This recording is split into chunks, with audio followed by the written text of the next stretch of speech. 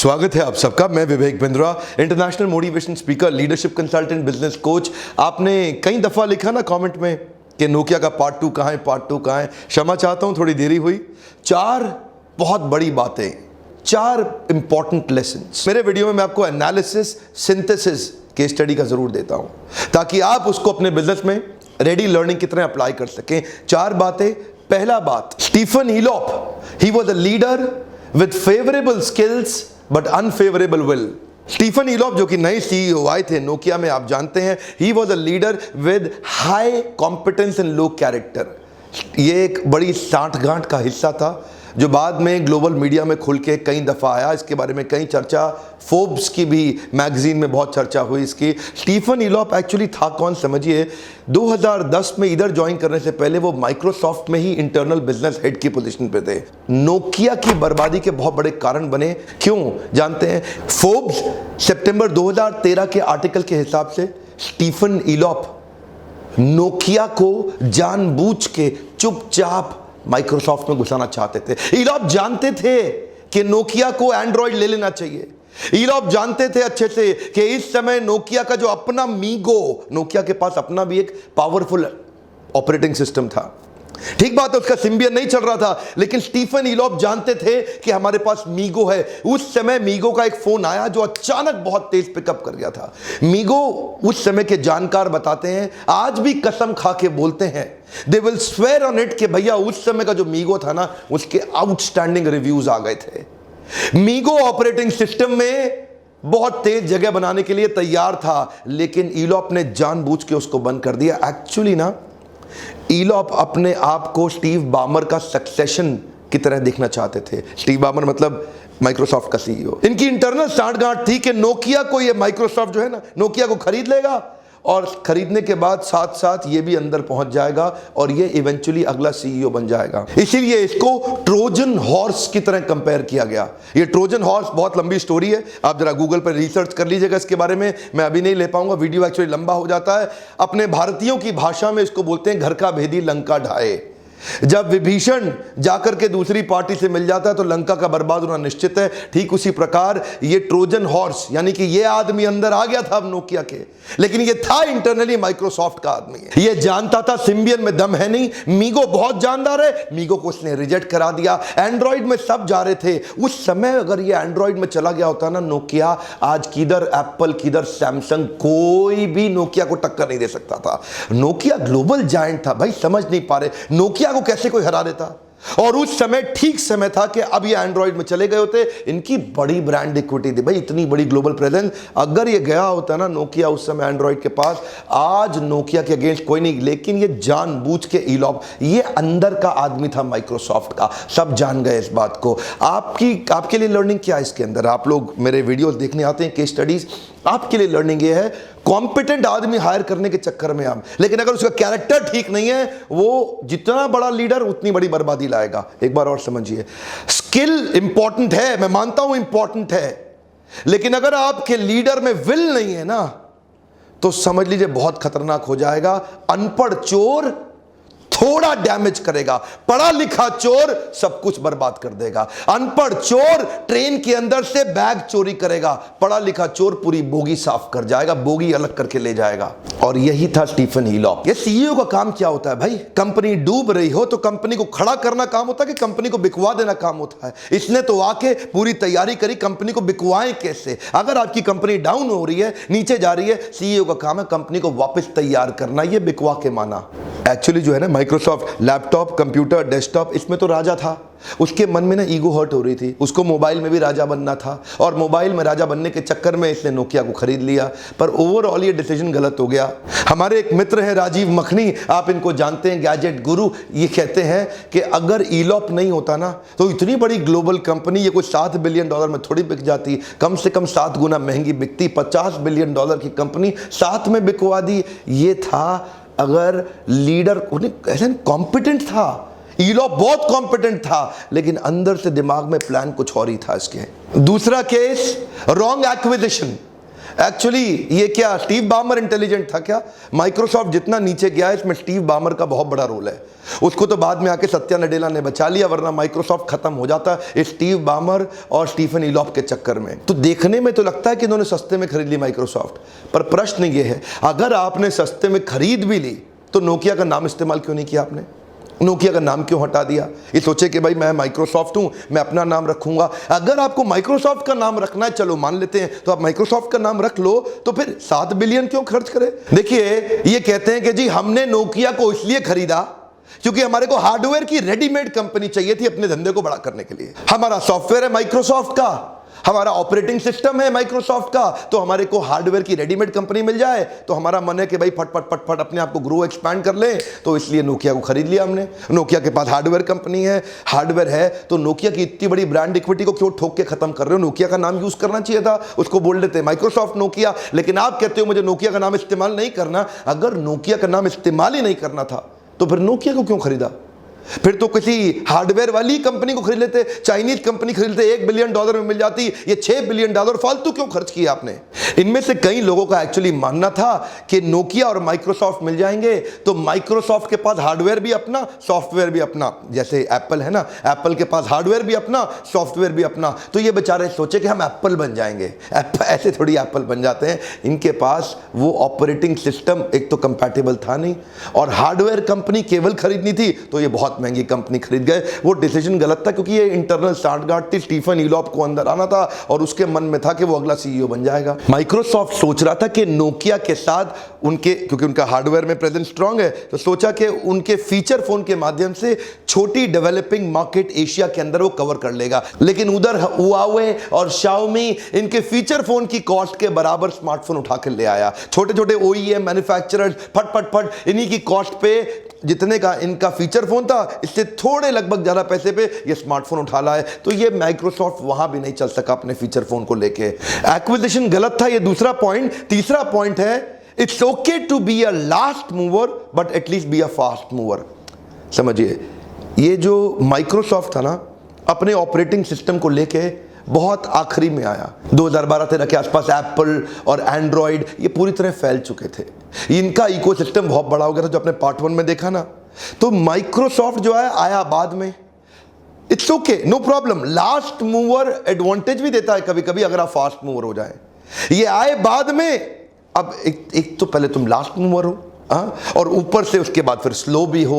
अब तुम्हें कौन बचाएगा? लास्ट मूवर के साथ फास्ट मूवर चल सकता है। जियो लास्ट मूवर था टेलीकॉम में, लेकिन फास्ट मूवर था, सबको उखाड़ दिया। पतंजलि लास्ट मूवर था एफएमसीजी में, लेकिन फास्ट मूवर था, सबको उखाड़ दिया। माइक्रोसॉफ्ट भी लास्ट मूवर था, पर नया कुछ नहीं था इसके पास में। ये स्लो इतना था कि ये एप्लीकेशंस ओनर्स को, जो जैसे एंड्रॉयड अट्रैक्ट किए जा रहा था सारे के सारे मोबाइल ऐप को, जैसे एप्पल भी अट्रैक्ट बहुत कर गया मोबाइल ऐप, उसके बाद अपने बहुत हो गए, लेकिन ये बेचारा माइक्रोसॉफ्ट किसी को कुछ ऐसा अलग नहीं ला पाया, कुछ ऐसा डिफरेंशिएशन नहीं क्रिएट कर पाया। इसी चक्कर में स्टीव बामर को हटाया गया, और उसके बाद जब हमारे हिंदुस्तान के सत्या नडेला आए, इन्होंने आकर के पब्लिकली बोल दिया, बेवकूफ़ी करी।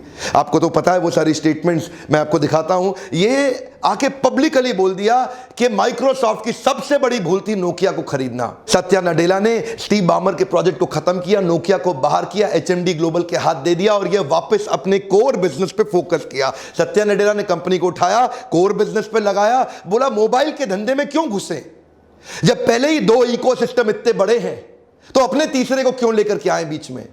उसने आकर के सत्या नडेला ने बोला, ये जो गाड़ी की पूंछ होती है ना, उस पूंछ की तरह, टेल लाइट की तरह हम लोग पीछे पीछे अपने कॉम्पिटिटर्स के घूम रहे थे। कॉम्पिटिटर बहुत आगे निकल चुका था। What is the point without bringing any differentiation? Satya Nadella की कुछ स्टेटमेंट्स बड़ी पॉपुलर हुई। सत्या नडेला कहते हैं, I voted no for Nokia, I did not get why the world needed a third ecosystem in phones unless we change the rules, but it was too late to regain the ground we had lost, we were chasing our competitors on their tail lights. मुख्य बात यह है कि तीसरे ecosystem की जरूरत ही नहीं है भैया। जब एंड्रॉइड छा चुका है, जब आईओएस छा चुका है, तो फिर तीसरा माइक्रोसॉफ्ट का इकोसिस्टम क्या कर लेगा? अनलेस आप पूरी की पूरी गेम को नहीं चेंज कर देते। अगर पूरी गेम आप चेंज कर नहीं सकते आए हैं आप आखिरी में और ऊपर से आप स्लो भी हैं, कछुए की तरह हैं। अरे भाई किस लिए? $7 बिलियन बर्बाद कर दिया माइक्रोसॉफ्ट का, किस लिए? लास्ट मूवर और स्लो मूवर होने के कारण पिछले वीडियो में मैं पहले भी बता चुका हूं कि मोबाइल ऐप का डेवलपर, मोबाइल ऐप का ओनर, हैंडसेट का मैन्युफैक्चरर, ये तो हाथ से निकल ही चुके थे, लेकिन उसी समय अभी मोबाइल का कैरियर यानी कि सर्विस प्रोवाइडर, अब वो भी हाथ से निकल गया। वो लोग भी एंड्रॉइड को अडॉप्ट कर गए। और जैसे आपने सुना है ना, ग्लोबल मार्केट में अलग ऑपरेटर रहते हैं और इंडिया में एयरटेल, वोडाफोन और आइडिया वगैरह हैं। ये क्या देते? ये आपको पैकेज डील दे देते हैं। 2-2 साल के लिए एंड्रॉइड फोन दे दिया। ये आपको एप्पल का, एयरटेल की है ना स्कीम, 2500 रुपए महीना दो और एप्पल का फोन आपको 7,500 रुपए में हम लोग दे देंगे और 2500 रुपए महीना आप 2 साल के लिए हमारे को दे दो। एप्पल का बहुत बढ़िया फोन आपका हुआ तुरंत 7,500 रुपए में। ये क्या है? iOS। अब iOS को सपोर्ट कर दिया। जियो आया, उसने एंड्रॉइड का सपोर्ट कर दिया। इसका क्या मतलब हुआ? ये आने के बाद से सबके सब इस इकोसिस्टम में बढ़ गए। और चौथा पॉइंट इस स्टोरी का, नोकिया का कमबैक। ये नोकिया का बाउंस बैक यानी कि कमबैक कैसे हुआ? 2016 में नोकिया के एक्स एम्प्लॉइज ने मिलकर एक कंपनी बनाई, HMD ग्लोबल। ये HMD ग्लोबल ही फिनलैंड के उन्हीं सारे पुराने बढ़िया बढ़िया एम्प्लॉइज ने मिलकर अपनी कंपनी बना ली थी, जिन्होंने माइक्रोसॉफ्ट को फिर अप्रोच करके सत्या नडेला की मदद से इस कंपनी को वापस लिया। इस कंपनी को बनाने बेचने के राइट्स उन्होंने 10 साल के लिए माइक्रोसॉफ्ट से ले लिए और इस कंपनी को अब उन्होंने फीडबैक को फीड फॉरवर्ड के मॉडल में कन्वर्ट किया। हर फीडबैक, हर वो गलती जो नोकिया पहले कर चुका था, HMD ग्लोबल ने उस सारी गलतियों को ना दोहरा दे, उसके लिए नए मॉडल, स्ट्रैटेजी के बिजनेस किए, जिसको बोलते हैं नो रिस्क मॉडल। पहले जो नोकिया ने गलतियां करी थी, डिस्ट्रीब्यूटर रिटेलर को अपना नहीं बनाया। नोकिया शुरू में अपने आप बिकता था ना, कैसे? मतलब नोकिया पुल ब्रांड था तो खुद ही बिकता था। तो नोकिया शुरू में डिस्ट्रीब्यूटर और रिटेलर को कभी सपोर्ट नहीं किया जाता। वो रिटेलर को बहुत थोड़ा सा मार्जिन देता था। तू थोड़ी मेरा फोन बेचता है, हमारा फोन तो अपने आप बिकता है। ऐसा नोकिया थोड़ा एरोगेंट था शुरू में, क्योंकि वो पुल ब्रांड था। अब इन्होंने इस गलती को भी ठीक किया, डिस्ट्रीब्यूशन नेटवर्क को एम्पावर किया, रिलेशनशिप थोड़े अच्छे बनाए। उसके बाद नोकिया इकोसिस्टम से बाहर हो गया था, आपने पार्ट 1 में देखा। अब ये इकोसिस्टम के अंदर आया, एंड्रॉइड लेकर के आया। अब नोकिया एंड्रॉइड के साथ आया। नोकिया मतलब HMD ग्लोबल। HMD ग्लोबल जो है ना, फोन अब की बार फॉक्सकॉन से बनवा रहा है। तो HMD global sales, marketing, branding सब करता है, उसको ग्रो कर रहा है। ब्रांड नेम इस समय नोकिया का इस्तेमाल हो रहा है और बना इस समय फॉक्सकॉन रहा है। तो ये तीनों मिलके काम कर रहे हैं, जिसमें नोकिया को कुछ रॉयल्टी भी जाती है। अब इस मॉडल पे ये लोग फ्लाई लाइट मॉडल पे चल रहे हैं। कम ऑन, क्या फ्लाई लाइट मॉडल? कोई भी बड़ा रिस्क नहीं लेना चाहते। इस समय क्या किया HMD ग्लोबल ने? हर फीडबैक को, जो बड़े बड़े रिस्क लेके पहले गलतियां करी, सबको बंद करके नो रिस्क मॉडल बिल्ड कर दिया। अब इन्होंने सबसे इजी तरीका क्या उठाया? मैक्सिमम अपॉर्चुनिटी मार्केट में जाइए। यानी कि ये उस फोन पे फोकस कर रहे हैं जो फोन 9,000 से लेके 15,000 के ब्रैकेट के बीच में आता है। हर वो फोन ले रहे हैं जो मैक्सिमम अपॉर्चुनिटी मार्केट थी, उधर जाकर के फोकस कर रहे हैं। इस समय ये फीचर फोन भी लाए, स्मार्टफोन भी लाए। 3315 उनका फ्लैगशिप फोन था, उसको भी वापस लेकर के आए। इधर सारा फोकस। अब देखिए पिछले क्वार्टर में 21 मिलियन, 2 करोड़ 10 लाख फोन बेच दिए। बहुत तेजी से ग्रो किया। पिछले 12 महीने में 6 स्मार्टफोन और 5 फीचर फोन लॉन्च कर दिए। लगभग 400 डिस्ट्रीब्यूटर बिल्ड किए, 80,000 रिटेलर बिल्ड कर दिए। अब ये जो उन्होंने बिल्ड किया, इसको बिल्ड करने में एक आम कंपनी को अमूमन 3-4 साल लग जाते, जो उन्होंने कुछ ही महीनों में कर डाला। आफ्टर सेल्स सर्विस 300 शहरों में बिल्ड कर दी, वो भी एक आम कंपनी को 3 साल लग जाते। इस बार उन्होंने उसको भी जल्दी किया। तो यही 3-4 बड़ी गलतियां जो नोकिया पहले नहीं समझ पाई, अब इन्होंने उन सब के अगेंस्ट करेक्टिव एक्शन लिए। इसको बोलते हैं, जब फीडबैक मिलता है ना, तो फीड फॉरवर्ड में कन्वर्ट कर दो। कस्टमर आपको सिग्नल दे रहा है, ध्यान दीजिए, आपसे कह रहा हूं मैं, कस्टमर, अब आपका बिजनेस की बात करते हैं ना नोकिया से, आपको भी तो सीखना है आपके बिजनेस में क्या। कस्टमर आपको सिग्नल दे रहा है, लेकिन आप हर सिग्नल को इग्नोर कर जाते हैं, तो वो बहुत डैमेजिंग हो जाएगा। हर फीडबैक को फीड फॉरवर्ड में कन्वर्ट करिए, हर एक फीडबैक को एक्शनेबल्स में कन्वर्ट करिए। वही HMD ग्लोबल इससे में अच्छा कर रहा है, जो नोकिया के बाउंस बैक में उसकी मदद करेगा। इसका जो ब्रांड इक्विटी है ना, ये उसको यूज कर रहा है। ये कहता है HMD ग्लोबल का, एक्चुअली मानना टेक्निकली बिल्कुल ठीक है, कि आज भी नोकिया का रिकॉल वैल्यू बहुत बड़ा है। आज भी डिस्ट्रीब्यूटर और रिटेलर जो है ना, वो नोकिया को इसलिए ले रहा है, वो कहता है यार मैंने जिंदगी में पहला फोन तो नोकिया का ही बेचा था। आज भी कंज्यूमर फोन खरीद रहा है नोकिया का, वो कहता है जिंदगी में पहला फोन तो मैंने नोकिया का ही लिया था। इस तरह नोकिया की जो पुरानी ब्रांड इक्विटी, उसकी पुरानी रिकॉल वैल्यू, उसकी पुरानी ट्रस्टवर्दीनेस और उसकी एक्चुअल विश्वसनीयता उसकी आज फिर काम कर रही है, क्योंकि पुरानी सारी गलतियों को ठीक कर गया। अजय मेहता जो इसके इंडिया वाइस प्रेसिडेंट हैं, वो कहते हैं नोकिया की फिनोमिनल लेगेसी, इसकी ट्रस्टवर्दीनेस, इसकी एक्सट्रीम लॉयल्टी और रिलायबिलिटी, इसकी आउटस्टैंडिंग क्वालिटी इसको आज वापस लेकर के आ रही है। वही नोकिया आज फिर बाजार में आ गया। मुख्य रूप से मैंने 4 बातें बताई। एक्चुअली गलत मैन पावर को हायर कर लिया, पहला पॉइंट। गलत कंपनी में हाथ डाल दिया, दूसरा पॉइंट। स्लो मूवर रह गए, वो तीसरा पॉइंट। और फीडबैक को नहीं समझा, चौथा पॉइंट। एक्चुअली हो सकता है आप भी अपने एंटरप्रेन्योरियल लीडरशिप या कॉर्पोरेट लीडरशिप इस जर्नी के अंदर कुछ गलतियां कर रहे हो। हमारे लीडरशिप फनल में सबसे बड़ी यूएसपी क्या है, आप मुझसे क्वेश्चन आंसर कर सकते हैं। हर रोज कुछ लंबा समय डेडिकेटेड रहता है मेरे साथ क्वेश्चन आंसर करने के लिए। प्राइवेटली अगर आप आके मुझसे बिजनेस कोचिंग लेते हैं, वो थोड़ा महंगा पड़ता है। लीडरशिप फनल हमने कॉस्ट इफेक्टिव प्रोग्राम बिल्ड किया है। देश के छोटे छोटे एंटरप्रेन्योर बहुत कम खर्चे में आज आकर के अपने बिजनेस को कई बहुत बड़े लेवल तक लेके जाते हैं। आपने कई टेस्टिमोनियल बेस्ड ये सारे वीडियोस देखे होंगे, जिसमें आपने देखा कि लोग इस बारे, उसका कारण ये है कि आप मुझसे प्रश्न उत्तर कर सकते हैं। डायरेक्ट प्रश्न,